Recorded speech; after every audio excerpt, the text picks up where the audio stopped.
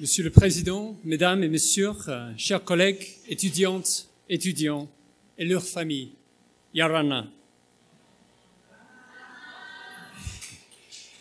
Comme mes collègues me l'ont rappelé de temps en temps, j'ai été nommé à l'Université de la Polynésie française dans le but d'améliorer le niveau d'anglais. Et il faut dire que ce niveau est déjà excellent, et non pour dégrader le niveau de français. Ainsi, je vous demande par avance de m'excuser pour toute violence que ma leçon de cet après-midi infligera à la langue de Molière. La question que je veux aborder dans cette leçon est de savoir s'il y a un avenir pour l'histoire dans le Pacifique. Est-ce que l'histoire a une valeur dans la vie des communautés du Pacifique aujourd'hui? Quelle sorte d'histoire sur le passé nous intéresse encore et voulons-nous transmettre aux futures générations?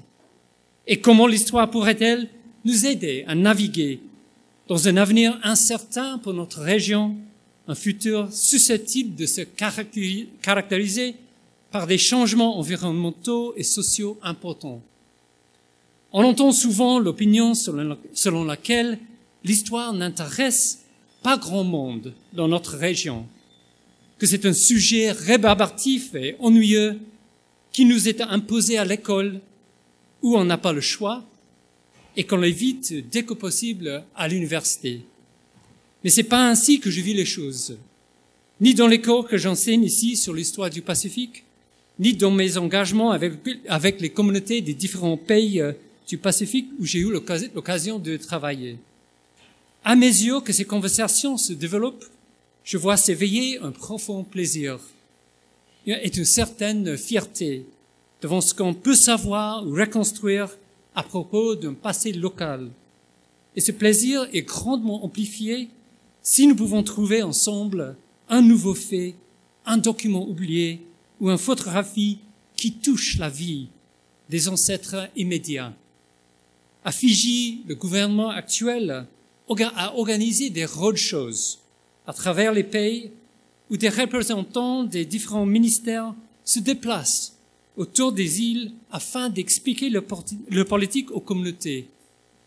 Au début, le gouvernement a eu du mal à mobiliser la population, jusqu'au moment où les archives nationales de Fidji ont rejoint à leur équipe. Avant chaque visite, l'archiviste en chef a réuni tout ce qu'il pouvait trouver sur chaque communauté dans ses archives, documents, photographies et même les premiers films. Il a présenté ce matériel aux communautés. Et rapidement, les archives sont devenues l'attraction principale, la raison pour laquelle les gens ont assisté à ces spectacles, exprimant ainsi leur grande demande d'informations sur leur propre passé. Donc, ce que je veux suggérer, c'est que la réponse à la question que je posais en préambule, quel avenir le passé aurait-il en Océanie, dépend des genres d'histoire que nous abordons et des façons dont nous les abordons, les enregistrons et les enseignons. Comprendre et évaluer les façons dont les insulaires du Pacifique ou les Océaniens racontent, reconstituent et réimaginent leur passé dans les histoires du quotidien, de la famille et de l'environnement local va réconcilier la région du Pacifique avec les historiens.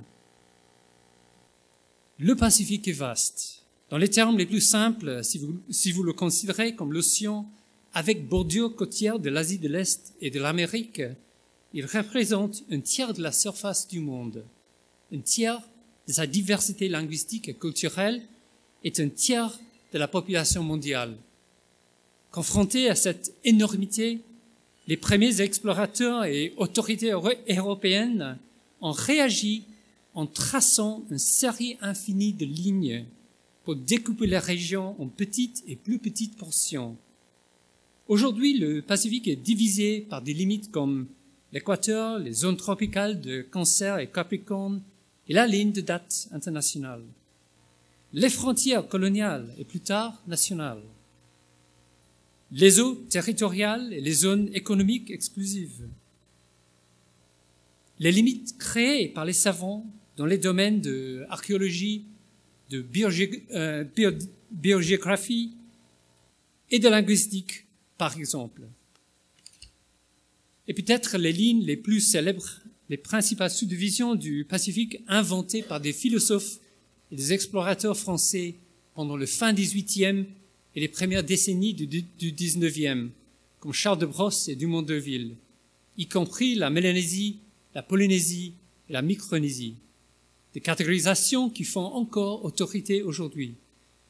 Mais aucun insulaire de l'époque ne se serait reconnu sous ces étiquettes. Il n'y avait pas de catégorie polynésien au XVIIIe siècle. Personne ne se disait « je suis polynésien ». Aucune de ces limites n'est naturelle. Chacune de ces limites représente une série de choix, de sélections délibérées, fondées sur des impératifs stratégiques ou politiques. Elles ont défini les façons dont l'histoire du Pacifique a été conçue et décrite. La façon dont l'histoire du Pacifique a été écrite a beaucoup changé au cours des années. Pour la plupart des historiens conventionnels, l'histoire ne commençait qu'avec l'arrivée des Européens et des documents écrits. Tout ce qui précédait relevait de la préhistoire, accessible uniquement par des méthodes archéologiques ou des histoires orales. Mais les Européens sont arrivés à des endroits différents du Pacifique, à des moments bien éloignés chronologiquement. Par exemple, en Nouvelle-Guinée, ils sont arrivés sur la côte nord de la Grande Île dès 1511. Mais ils ne se sont pas aventurés dans l'intérieur du même île avant les années 1930. Pouvons-nous vraiment prétendre que 200 kilomètres à l'intérieur des côtes, l'histoire a commencé 4 siècles plus tard? Et évidemment, pour la plupart des insulaires, cette distinction entre la préhistoire et l'histoire n'a aucun sens. Les premières histoires écrites du Pacifique, publiées au XIXe siècle et la première moitié du XXe siècle, ont été principalement produites par les centres métropolitains, comme Paris ou Londres. Ces auteurs ont écrit sur les îles du Pacifique en grande partie comme sur des possessions impériales. Les acteurs clés étaient des diplomates et des commandants militaires. Et les événements clés étaient des traités et des actes de possession coloniale. Les insulaires du Pacifique étaient à peine mentionnés et presque jamais nommés individuellement. À partir des années 1930, les historiens de l'ouest des États-Unis, la Californie, l'Oregon, l'Alaska et parfois Hawaï ont écrit sur le Pacifique en le traitant comme une extension du grand récit de l'expansion américaine vers l'ouest, à partir des anciennes colonies de la côte est. De ce point de vue, le Pacifique était un bassin américain, et les quelques îles qui importaient étaient celles qui servaient de tremplin entre les États-Unis et le Japon et la Chine dans l'hémisphère nord, dont Hawaï, la Micronésie et les Philippines. La première révolution réelle dans l'histoire du Pacifique a commencé après la Seconde Guerre mondiale à l'Université nationale australienne à Canberra, avec Jim Davidson, premier professeur d'histoire du Pacifique au monde, qui devint rédacteur en chef du Journal of Pacific History. Les historiens de l'ANU ont tenté de rompre avec l'ancienne histoire impériale et diplomatique en écrivant une histoire centrée sur les îles. Mais même s'ils se concentraient sur les îles du Pacifique plutôt que sur Londres ou Paris, cette histoire de Canberra fondait toujours sur les documents européens et donc sur les Européens dans les îles ou sur leur regard sur les vies des insulaires.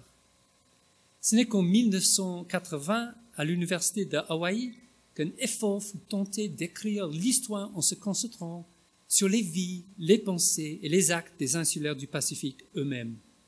Avec l'anthropologue de Chicago, Marshall Sahlins, on voit converger l'intérêt des historiens pour le passé et les méthodes d'enquête anthropologique. Il écrit sur les expériences et les stratégies des îles aux Fidji et à Hawaï, produisant notamment une analyse célèbre et controversée de la mort du capitaine Cook à Hawaï. Cette école hawaïenne était fortement influencée par les idées postcoloniales, ainsi que par les questions des droits indigènes et le mouvement de la souveraineté hawaïenne. Ces chercheurs se sont concentrés, comme le nom de leur journal indique, Contemporary Pacific, sur une préoccupation pour le Pacifique contemporain, pour la vie quotidienne, et se sont intéressés également à l'art, à la politique, à la musique et au cinéma du Pacifique. La dernière étape de cette évolution de l'histoire du Pacifique a été l'émergence d'historiens indigènes ou insulaires, les Océaniens. Pendant des milliards d'années, les anciens de la région ont enregistré leurs histoires, les ont gravées dans le bois, les eaux, les coquillages et la pierre, les ont peintes sur les murs de grottes, les ont rappelées à travers des histoires orales et des généalogies, les ont transmises à travers des danses et des chansons, et les ont vécues dans les pratiques quotidiennes. Dès que les Océaniens ont eu connaissance de l'écriture, ils ont également écrit leurs histoires, leurs généalogies, histoires de leur famille, du clan ou de l'île, parfois avec l'aide de missionnaires. Les chefs et les autres dirigeants ont écrit des journaux pour la communauté, enregistrant des événements, des anniversaires et des décès. Les Océaniens formés à la mission sont également devenus des historiens à la communauté. Il y a maintenant beaucoup d'insulaires de la région formés à l'université qui écrivent ou ont écrit, enseigné et fait des recherches en histoire. Donc, Kambas Uriam, Teresia Te Awa, Albert Wendt, John Waiko, Auguste Kitwai, Tracy Banavanuama, entre autres. Mais aucune institution ou université ne soutient vraiment cette nouvelle histoire du Pacifique. Et, à bien des égards, elle n'est pas basée dans les universités, mais dans les communautés. Comment utilisons-nous les universités et les autres institutions pour soutenir ces histoires qui sont encore produites et reproduites dans les communautés du Pacifique? L'écrivain qui a le plus agi pour nous guider vers une nouvelle vision du passé du Pacifique, c'est Epeli Hau'ofa. Fils de missionnaire tongien en Papouasie-Nouvelle-Guinée, Hau'ofa a été formé dans son île natale, ainsi qu'à Tonga et à Fidji, et plus tard à l'université en Australie et à Canada. Il a fait un doctorat en anthropologie à l'Université nationale australienne, vivant et travaillant avec les Mekio de Papouasie. Mais au fil de sa carrière, il est retourné au Tonga, puis à l'Université du Pacifique Sud, USP, au Fidji, a constaté qu'il s'éloignait des disciplines universitaires conventionnelles, en cherchant d'autres façons de développer et exprimer ses idées. Il a rédigé des fictions situées dans les îles. Il est devenu un auteur célèbre. Lorsque Hau'ofa a été nommé directeur fondateur de l'Oceania Center for Arts and Culture à l'USP, il a trouvé sa véritable mission en fondant un groupe diversifié d'artistes, de danseurs, de sculpteurs, de poètes et d'écrivains qui existe toujours. Quand il est décédé à Souvin en 2009, le Pacifique a perdu l'un de ses savants les plus originaux et les plus visionnaires. Les qualités que Hau'ofa a le plus souvent exprimées et lui-même incarnées sont les suivantes. La diversité, qui est peut-être le reflet de son éducation diversifiée. Hau'ofa ne se disait ni tongien, ni polynésien, ni mélanésien ou micronésien. Il était océanien et il y a incité les autres à penser de même. En ce qui me concerne, quiconque a vécu dans notre région et s'engage à l'Océanie est océanien. Enfin, en deuxième, l'inclusion. Hau'ofa insiste sur la nécessité de réfléchir avant de s'ouvrir aux étrangers, ce qui signifie parfois que les étrangers, ainsi que les Océaniens, étaient la cible de sa satire douce mais précise. Et finalement, l'humilité. Voici le conseil que Hau'ofa a offert à Teresia Te Awa, qui allait devenir une éminente écrivaine du Pacifique elle-même. Il a dit « Notre travail est de faire place à des gens qui sont meilleurs que nous. » Dans deux de ses essais les plus célèbres, Hau'ofa nous a appris d'abord comment repenser le Pacifique et puis comment repenser l'histoire. Dans Our Sea of Islands, ou Notre mer d'île, a été écrit à un moment où Hau'ofa cherchait à échapper à la caractérisation académique du Pacifique comme une grande océan où de minuscules îles étaient tributaires des économies métropolitaines pour vivre et des théories métropolitaines pour se développer. Il raconte qu'alors qu'il faisait cours sur les théories de la dépendance des îles aux largesses métropolitaines. Et je cite, « J'ai commencé à remarquer les réactions de mes étudiants lorsque je leur décrivais et leur expliquais notre situation de dépendance. Le visage se décomposait à vue d'œil. Ils attendaient des solutions, je ne pouvais leur en offrir aucune. Le visage de mes étudiants continuait de me hanter sans pitié. Quelle sorte d'enseignement est-ce de se tenir devant de jeunes personnes de votre région, personnes que vous revendiquez comme vos semblables, qui viennent à l'université avec de grands espoirs et auxquels vous dites que leurs pays sont sans espoir. » S'inspirant d'une épiphanie dans laquelle il regardait la lave couler dans le mer, refroidir et agrandir la grande île de Hawaï, Aofa se rendit compte que le monde de l'Océanie n'est pas petit. Il est énorme et s'agrandit de plus en plus grand chaque jour. Il a déclaré que la notion de la petitesse était un état d'esprit imposé aux îles du Pacifique, produit par le renversement continu de la région dans les perspectives d'élite ou de haut en bas des explorateurs et des colonies règles, à reproduire dans les années ultérieures par des universitaires et des consultants. Ces hommes des continents, selon les termes de Aofa, ne pouvaient voir les îles du Pacifique que comme de petites îles perdues dans une mer immense et largement hostile. Ce sont ces continentaux qui ont tracé des lignes imaginaires à travers la mer, ce qui a abouti aux frontières coloniales qui ont confiné les océans à de minuscules espaces pour la première fois, en frappant d'interdiction les mouvements entre les îles et les archipels. Les insulaires, rappelle Aofa, ont de tout temps déménagé toujours plus loin, élargissant le monde d'abord en tant que voyageurs à travers le Pacifique central et oriental, puis jusqu'en Amérique du Sud et de retour vers le Pacifique. Et plus récemment, en tant que diaspora, à travers l'Amérique du Nord, l'Europe, la Nouvelle-Zélande et l'Australie. C'est une vision qui rétablit les insulaires comme acteurs centraux de leur propre paysage marin et de leur propre histoire. Il y a tout un monde, déclare-t-il, entre voir le Pacifique comme des îles dans une grande mer ou comme une mer d'îles. L'Océanie est vaste, l'Océanie est en expansion, l'Océanie est accueillante et généreuse. L'Océanie, c'est l'humanité renaissante des profondeurs de la saumure et des points chauds. L'Océanie, c'est nous. Nous sommes la mer, nous sommes l'océan, nous devons nous éveiller à cette vérité ancienne et ensemble l'utiliser pour renverser tous ces points de vue hégémoniques. Ils ont pour seul but de nous enfermer encore physiquement et mentalement dans de minuscules espaces que nous avons refusé de voir comme nos seuls endroits attitrés parce que nous nous sommes récemment libérés. Nous ne devons autoriser personne à nous rabaisser de nouveau et à nous reprendre notre liberté.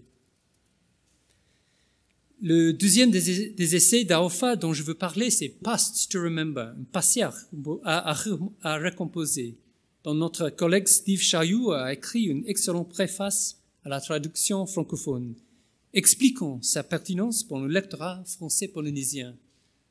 Si moi j'étais président de l'université, je donnerais l'un ou l'autre de ces essais dans la traduction en français à chaque élève de chaque département à leur arrivée sur ce campus. Dans cet essai, Aofa nous dit 3 choses sur les histoires océaniques. Tout d'abord, les Océaniens doivent écrire leur propre histoire, qui privilégie leur vision de leur environnement, qui place les insulaires plutôt que les étrangers au centre de l'histoire et qui décompose la limite artificielle entre les périodes de pré-contact et de post-contact. Pour ce faire, nous aurons besoin de méthodologies océaniennes.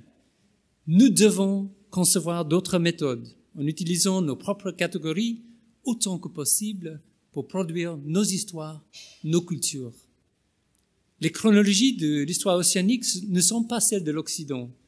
Elles ne sont pas inscrites en ligne droite du passé à travers le présent vers l'avenir, mais plutôt comme des séquences, non comme des cycles, mais comme des spirales. Ce n'était pas tant que les événements se sont produits, mais plutôt où, comment et dans quelle séquence ils se sont produits, qui importe. Depuis que le passé est vivant en nous, les morts sont en vie. Nous sommes notre histoire.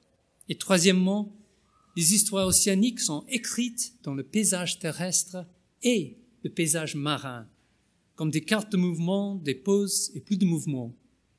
Nous ne pouvons pas lire nos histoires sans savoir comment lire nos paysages terrestres et nos paysages marins. Abstraire les personnes de leur terre, c'est les retirer de leur histoire et saper la légitimité de leur existence. Permettez-moi d'illustrer cette approche par un petit exemple qui montre combien les histoires locales restent aujourd'hui en étroite relation avec la terre. Sur l'île de Tanna, au Vanuatu, les noms propres sont étroitement liés à des parcelles particulières et des terrains de cérémonie où le kava est bu. Ces noms sont transmis par les grands-parents à leurs petits-enfants en une chaîne ininterrompue depuis des siècles. Lorsque des chercheurs enquêtent sur la rencontre entre les ancêtres des insulaires et le capitaine Cook à Tanna en 1774, les insulaires leur rapportent les histoires orales qui leur ont été transmises. Mais ils parlent pour leurs ancêtres en utilisant la première personne. Moi, j'ai vu le capitaine Cook. Dans des histoires qui reproduisent et sont habitées par les ancêtres et qui anticipent les futurs récits par les descendants. Inspiré par Epeli Hau'ofa, je préfère penser et enseigner l'histoire dans ce sens large. L'histoire océanique s'appuie sur tout ce que les gens peuvent se rappeler ou se raconter ou découvrir sur le passé. En plus de tous les matériaux de l'histoire conventionnelle, documents, photographies, films, dessins, l'histoire comprend des histoires familiales, des mythes sur des ancêtres lointains et des esprits fondamentaux, des chansons, des danses et d'autres pratiques traditionnelles, puis tout ce que les gens peuvent découvrir à travers des fouilles archéologiques, des recherches archivistiques et même des rêves. Il s'agit d'une histoire collaborative, une histoire produite par un dialogue entre les communautés et les chercheurs. Un exemple simple est le projet que j'ai mené pendant plusieurs années sur les carnets de voyage de l'anthropologue russe et naturaliste Nikolai Mikhloumou-Maclay, qui a parcouru le Pacifique pendant 13 ans à partir de 1871, en visitant Mangareva et Tahiti. Et je crois que c'est la première fois qu'on a vu ce dessin ici en Polynésie. C'est la reine de Mangareva, en 1871, enceinte à l'époque. Donc c'est très important. Et en vivant dans les communautés de Nouvelle-Guinée pendant les années. Au Vanuatu, j'ai travaillé avec les descendants des communautés qu'il a visitées. Et avec eux, j'ai regardé des dessins. On a regardé des dessins s'expliquant les détails de deux côtés. Et ensemble, nous avons produit une compréhension, une interprétation commune de chaque image, ce qui pouvait encore conduire à d'autres conversations. Notre analyse des tambours dans un dessin de l'île de Lelepa, par exemple, a conduit à une recherche dans des archives pour des photographies des mêmes tambours. Dans le tambour de Maniaru, qui a été le premier taillé depuis plus d'un siècle, se voit ici sur cette photo. Les rêves peuvent également inspirer l'histoire. Dans cette même communauté, la danse avait été interdite par des missionnaires presbytériens depuis plus d'un siècle.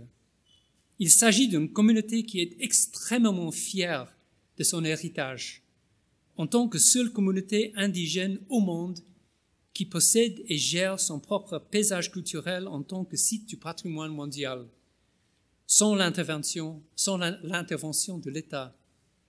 Quand le moment est venu de célébrer l'inscription imminente de leur site sur la liste de patrimoine patrimoine mondial de l'UNESCO, ils voulaient faire une danse traditionnelle de leur région.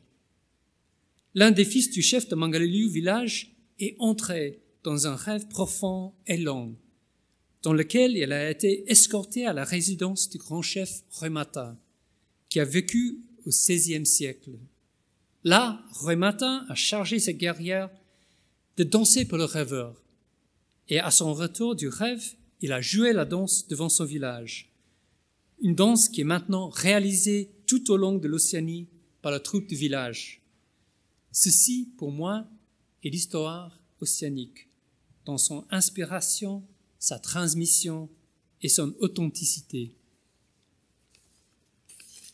Permettez-moi de terminer sur un dernier exemple qui illustre combien ces histoires du Pacifique, si précieuses pour les communautés individuelles dans notre région, pourraient également devenir importantes à l'échelle mondiale. Dans le centre de Vanuatu, on a enregistré pendant de nombreuses années des histoires orales sur une éruption volcanique massive qui avait détruit l'île de Kauai, laissant derrière elle 2 îles, les îles de Tongawa et Epi. Dans la société de Tongawa, les généalogies des grands chefs peuvent s'étendre jusqu'à 52 générations, jusqu'à la première génération de voyageurs venant de l'Est. Les gens peuvent nommer les ancêtres qui vivaient quand le volcan a éclaté, indiquer vers quels endroits ils sont allés se réfugier et comment ils ont recolonisé l'île par la suite. Les volcanologues reconnaissent maintenant l'éruption de Kauai comme étant peut-être la 2e plus grande éruption volcanique des 2000 dernières années. Il date l'événement de l'année 1452 après Jésus-Christ.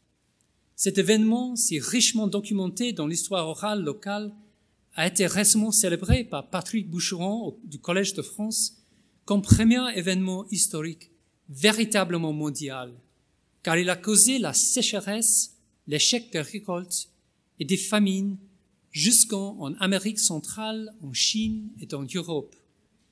Il a également abaissé les températures mondiales d'1 degré pour les 70 prochaines années qui ont suivi, période que l'on désigne maintenant comme le petit âge glaciaire. Bien avant l'arrivée des premiers Européens dans la région, le Pacifique, l'Océanie étaient liés concrètement à l'histoire du monde. C'est un aperçu de ce formidable enthousiasme devant ce qui reste à découvrir et à rappeler de notre passé océanique et de son importance pour l'avenir que j'ai l'honneur de communiquer à mes étudiants, en même temps que j'apprends d'eux, les historiens du futur. Marururoa.